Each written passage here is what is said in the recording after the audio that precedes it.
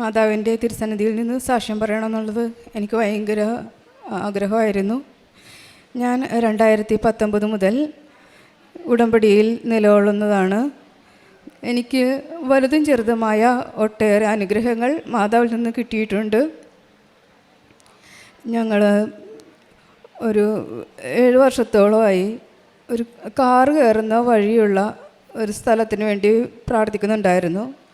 ഇവിടെ വന്ന് ഉടമ്പടിയിൽ പ്രാർത്ഥിച്ചപ്പോൾ ഞങ്ങൾക്ക് 2 സൈഡിലും കാറ് കയറുന്ന വഴിയുള്ള സ്ഥലം ലഭിക്കുകയും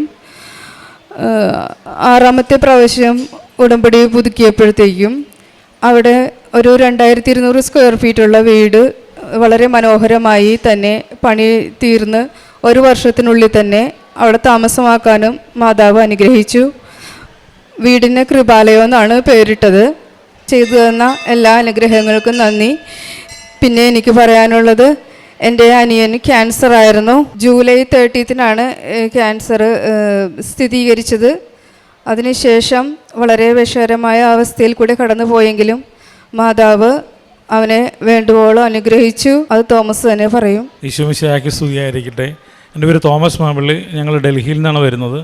ചേച്ചി പറഞ്ഞതുപോലെ ജൂലൈ 30 2024 ജൂലൈ 30 എനിക്ക് ക്യാൻസർ, കോളറക്ടൽ ക്യാൻസർ ഡയഗ്നോസ് ചെയ്തു.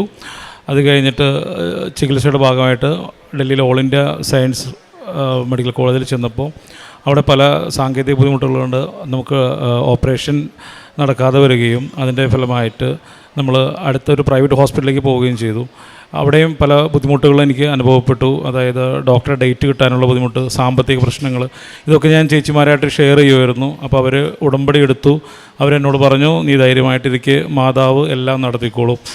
അതിൻ്റെ ഫലമായിട്ട് എത്രയും പെട്ടെന്ന് തന്നെ ഏറ്റവും അടുത്തൊരു ഡേറ്റിൽ സെപ്റ്റംബർ 4 എനിക്ക് സർജറിക്ക് ഡേറ്റ് കിട്ടുകയും ഏകദേശം 9.5 മണിക്കൂർ എടുത്തൊരു സർജറി ആയിരുന്നു. ഈ സർജറിക്ക് ശേഷം എനിക്ക് കൊളസ്റ്റമി ബാഗ് ഇടേണ്ടതായിട്ട് വരുമെന്നാണ്, മിക്കവാറും വരും, 90% കൊളസ്റ്റമി ബാഗ് ഇടേണ്ടതായിട്ട് വരുമെന്നാണ് പറഞ്ഞത്. അപ്പോഴും എനിക്ക് ഒത്തിരി വിഷമമായിരുന്നു. കാരണം ട്രാവൽ ചെയ്യാനും ജോലിക്ക് പോകാനൊക്കെ ഉള്ള ബുദ്ധിമുട്ട്. അപ്പോൾ ഞാൻ ചേച്ചിമാരോട് അപ്പോഴും പറയുമായിരുന്നു. അപ്പോൾ അവർ പറഞ്ഞു, ഉടമ്പടിയാണ് എടുത്തിരിക്കുന്നത്, ധൈര്യമായിട്ടിരിക്കുക, അങ്ങനെ ഒന്നും ഉണ്ടാവില്ല. എനിക്ക് സർജറിക്ക് ശേഷം എൻ്റെ ബോധം വന്നപ്പോൾ ഞാൻ ആദ്യം വൈഫിനോട് ചോദിച്ചത് ട്യൂബ് ഇട്ടിട്ടുണ്ടോ എന്നാണ്. അപ്പോൾ അവൾ പറഞ്ഞത് ട്യൂബ് ഇട്ടിട്ടില്ല, മാതാവ് വലിയൊരു അനുഗ്രഹമാണ് തന്നത്. കാരണം ഏകദേശം 16 സെൻറ്റിമീറ്ററോളം എൻ്റെ സിഗ്മോയിഡ് കോളൻ, അതായത് വൻകുടലിന് താഴേന്ന് മുറിച്ച് മാറ്റി, അങ്ങനെയുള്ള അവസ്ഥയിൽ കൊളസ്റ്റമി ബാഗ് ഇടാനാണ് സാധാരണ പതിവ്. പക്ഷേ മാതാവ് അതിൽ നിന്ന് തന്നെ ഒഴിവാക്കി തന്നു. അതിനുശേഷം എനിക്ക് കീമോതെറാപ്പി സ്റ്റാർട്ട് ചെയ്തു. മാതാവിൻ്റെ കൊന്തമാസത്തിൽ, മാതാവിൻ്റെ 8 നോമ്പിൽ തന്നെയാണ് എൻ്റെ ഓപ്പറേഷൻ നടന്നത്. കൊന്തമാസമാണ് എൻ്റെ കീമോതെറാപ്പി സ്റ്റാർട്ട് ചെയ്തത്. കീമോതെറാപ്പി ചെയ്തപ്പോഴും എനിക്ക് സഹിക്കാൻ പറ്റാത്ത വേദനയായിരുന്നു. ഞാൻ ഈശോ മറിയ ഔസേപ്പേ എന്നുള്ള പ്രാർത്ഥനയൊക്കെ ചൊല്ലി മരിക്കാൻ വേണ്ടി തയ്യാറെടുക്കുകയായിരുന്നു. അപ്പോൾ എൻ്റെ ചേച്ചിമാർ തന്നെ, ജിസ്നേച്ചിയും, ജിസ്നേച്ചിൻ്റെ വൈഫിൻ്റെ ചേച്ചിയാണ്. അതുപോലെ എൻ്റെ 4 സഹോദരിമാർ ഇവിടെ വന്ന് ഉടമ്പടി എടുത്തിട്ടുണ്ടായിരുന്നു. അവരോട് പറഞ്ഞു, ഇനി നമ്മൾ തമ്മിൽ കാണില്ല. പക്ഷെ അപ്പോഴും അവർ പറഞ്ഞു, മാതാവുണ്ട് കൂടെ. അങ്ങനെ വൈഫും ഉടമ്പടി എടുത്തിട്ടുണ്ടായിരുന്നു. എനിക്ക് വേദന വരുമ്പോഴൊക്കെ വൈഫ് എനിക്ക് ഉപ്പ് തിന്നാൻ തരുമായിരുന്നു. ഞാനപ്പോഴൊക്കെ ഒത്തിരി വഴക്കുണ്ടാക്കുമായിരുന്നു. ഒരു വെള്ളം പോലും ഇറക്കാൻ പറ്റാത്ത അവസ്ഥയിൽ ഞാൻ അങ്ങനെ ഉപ്പ് തിന്നുമെന്നൊക്കെ പറഞ്ഞിട്ട്. പിന്നെ സർജറി ചെയ്ത ഭാഗത്തും എൻ്റെ റെക്റ്റത്തിൻ്റെ അവിടെ, മലദ്വാരത്തിൻ്റെ അവിടെയൊക്കെ അവൾ ഈ എണ്ണ പുരട്ടുമായിരുന്നു. അപ്പോഴും ഞാൻ ഒത്തിരി വഴക്കുണ്ടാക്കുമായിരുന്നു. കാരണം എനിക്ക് സഹിക്കാൻ പറ്റാത്ത വേദനയായിരുന്നു. മരിക്കാൻ വേണ്ടി പ്രാർത്ഥിക്കാനാണ് ഞാൻ എല്ലാവരോടും പറഞ്ഞിരുന്നത്. പക്ഷേ എനിക്ക് ജീവിതം മാതാവ് തിരിച്ചു തന്നു. ചേച്ചിമാരെല്ലാം പറഞ്ഞ പോലെ തന്നെ എനിക്ക് ഒത്തിരി അനുഗ്രഹം ഉണ്ടായി. എന്നെ കണ്ടു കഴിഞ്ഞാൽ ഇപ്പോൾ എൻ്റെ ഫ്രണ്ട്സും മറ്റുള്ളവരെല്ലാം പറയുന്നത്, നീ ഒരു ക്യാൻസർ രോഗിയായിരുന്നു എന്ന് വിശ്വസിക്കാൻ പറ്റുന്നില്ല എന്നാണ്. കാരണം എൻ്റെ ഒരു മുടി പോലും പോയില്ല, ഒരു നഖത്തിനൊരു കളർ ചേഞ്ച് പോലും സംഭവിച്ചില്ല. ആർക്കും, ഡോക്ടർമാർ പോലും വിശ്വസിക്കാത്ത തരത്തിലാണ് എനിക്ക് റിക്കവറി സംഭവിച്ചത്. മരണത്തിൽ നിന്നാണ് ഞാൻ കയറി വന്നത് മാതാവിൻ്റെ മടിയിലേക്ക്. Thank you. കാരുണ്യപ്രവർത്തികളായിട്ട് ചെയ്തിരുന്നത്, എന്നെക്കൊണ്ട് പറ്റുന്ന പോലെ ചെറിയ രീതിയിലുള്ള സാമ്പത്തിക സഹായം പാവങ്ങൾക്ക് ഞാൻ ചെയ്തിരുന്നു. പിന്നെ പത്രം ഇവിടെ വന്ന് വാങ്ങിച്ചുകൊണ്ട് പോയി വീട്ടിൽ ചെന്ന് വിശ്വാസ പ്രമാണം ചൊല്ലി പ്രാർത്ഥിച്ച്, മാതാവേ, ഈ പത്രം എത്തുന്ന വീടുകളിൽ മാതാവിൻ്റെ ഒരു അനുഗ്രഹം അവർക്ക് ഉണ്ടാവണേ, എപ്പോഴും അവരുടെ കൂടെ ഉണ്ടാവണേ എന്ന് ഞാൻ പ്രാർത്ഥിച്ചിട്ടാണ് കൊടുത്തിരുന്നത്. കൂടാതെ എൻ്റെ എല്ലാ പ്രതിസന്ധി ഘട്ടങ്ങളിലും ഞാൻ മാതാവിനെ വിളിച്ചപേക്ഷിക്കും. എവിടെ പോയാലും നെറ്റിയിൽ തൈലം പുരട്ടി പ്രാർത്ഥിച്ച്, മാതാവേ ഞാൻ ഒറ്റക്കാണ് പോണത്, മാതാവ് എൻ്റെ ഒപ്പം വന്നോട്ടാ എന്ന് പറഞ്ഞ് പ്രാർത്ഥിച്ചാണ് ഞാൻ വീട്ടിൽ നിന്ന് ഇറങ്ങാറുള്ളത്. എൻ്റെ എല്ലാ കാര്യങ്ങളും അമ്മ മാതാവ് സാധിച്ചു തരുന്നു. ഇത്രയും അനുഗ്രഹങ്ങൾ ചെയ്ത മാതാവിനും തിരുക്കുമാരനും 1000 നന്ദി. അമ്മ മാതാവിന് 1000 നന്ദി. ഞാൻ 2022 ആദ്യമായി ഉടമ്പടി എടുക്കുന്നത്. അന്ന് ഞങ്ങൾക്ക് സ്വന്തമായൊരു വീടില്ല. അതാണ് ഞാൻ ആദ്യം നിയോഗം വെച്ചത്. പിന്നെ ഞങ്ങൾക്ക് സ്വന്തമായ ബിസിനസ്സാണ്. കൊറോണ സമയത്ത് ബിസിനസ്സെല്ലാം തകർന്ന് നാട്ടിൽ നിൽക്കേണ്ട അവസ്ഥ വന്നു. ആ ഒരു സന്ദർഭത്തിലാണ് ഞാൻ ആദ്യമായി ഉടമ്പടി എടുക്കുന്നത്. അന്ന് എനിക്ക് ഉടമ്പടിയെക്കുറിച്ചോ കൃപാസനത്തെക്കുറിച്ചോ ഒന്നും ഒരു അറിവും ഉണ്ടായിരുന്നില്ല. എൻ്റെ നാത്തൂനും എൻ്റെ ചേച്ചിയും വഴിയിട്ടാണ് ഞാൻ കൃപാസനത്തെക്കുറിച്ച് അറിയുന്നതും ഇവിടെ വന്ന് ഉടമ്പടി എടുക്കുന്നതും. ഉടമ്പടിയിലിരിക്കുമ്പോൾ തന്നെ ഞങ്ങൾക്ക് വീട് പണി പൂർത്തിയാക്കാനും വളരെ പെട്ടെന്ന് തന്നെ പരതാമസം നടത്താനും ഒക്കെ സാധിച്ചു. ആ സമയത്തും ഞങ്ങൾ ഫിനാൻഷ്യലി നല്ല സ്ട്രഗിളിങ്ങിൽ തന്നെയായിരുന്നു. അത് കഴിഞ്ഞ് കുട്ടികൾക്ക് ഇവിടെ പഠിക്കാൻ പറ്റാതെ വന്നു കഴിഞ്ഞിട്ട് ഞങ്ങൾ ഡൽഹിക്ക് തന്നെ തിരിച്ചു പോവുകയാണ് ഉണ്ടായത്. ആ സമയത്തും ബിസിനസ് പച്ചപിടിപ്പിക്കാനുള്ള തിരക്കിൽ തന്നെയായിരുന്നു. ഉടമ്പടി ഇടയ്ക്ക് വെച്ച് മുറിഞ്ഞു പോയി. എനിക്ക് പൂർത്തീകരിക്കാൻ സാധിച്ചില്ല.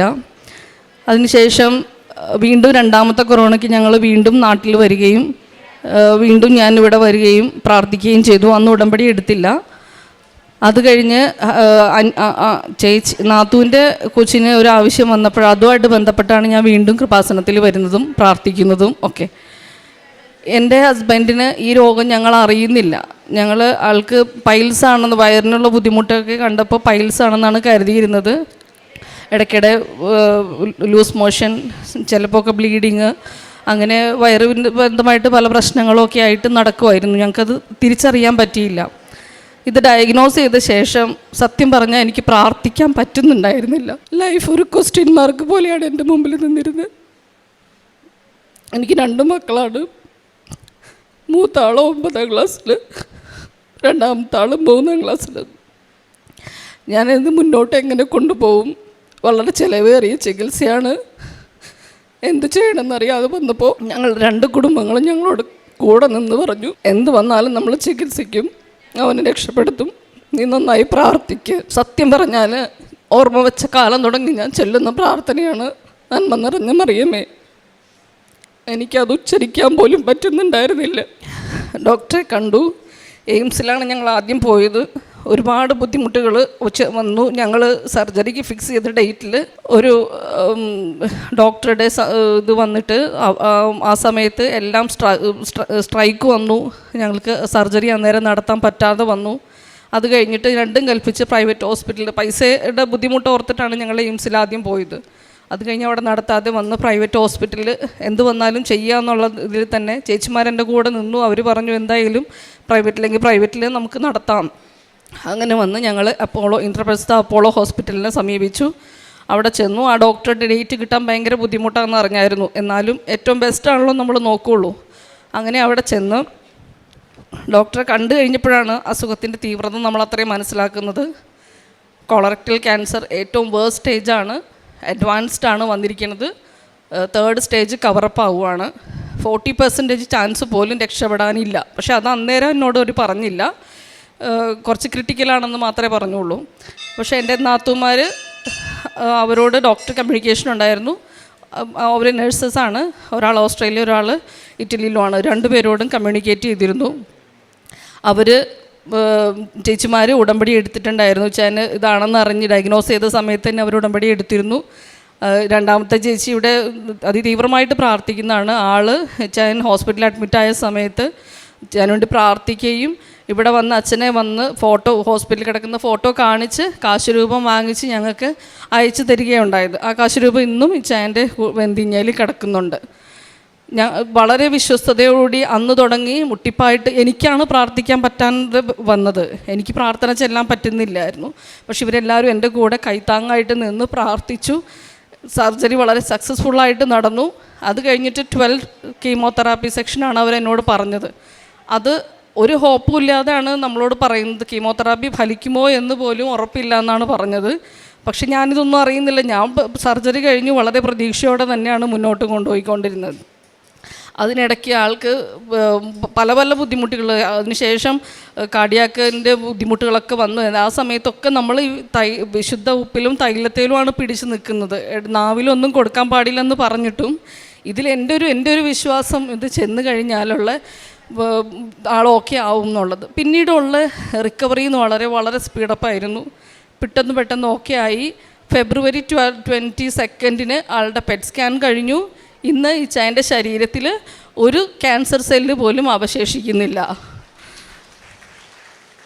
ഇത്രയും വലിയൊരു അനുഗ്രഹം ഞങ്ങളുടെ കുടുംബത്തിന് തന്ന അമ്മ മാതാവിനോട് എത്ര നന്ദി പറഞ്ഞാലും മതിയാവില്ല.